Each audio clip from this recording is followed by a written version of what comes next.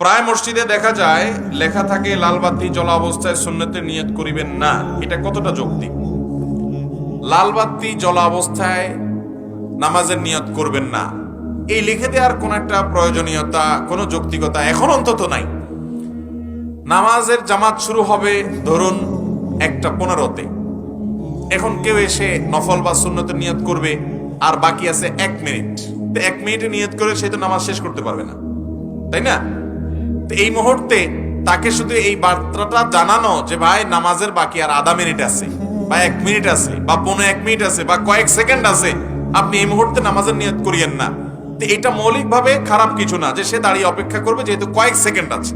কথা কি বুঝাতে পারছি?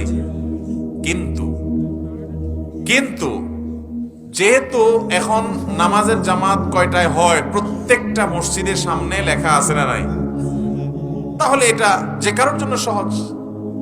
অনেক মসজিদে তো 4-5 মিনিট আগে থেকে লাইট জ্বালায় রাখে, লাল বাতি আছে না নাই, এটার কোনো প্রয়োজন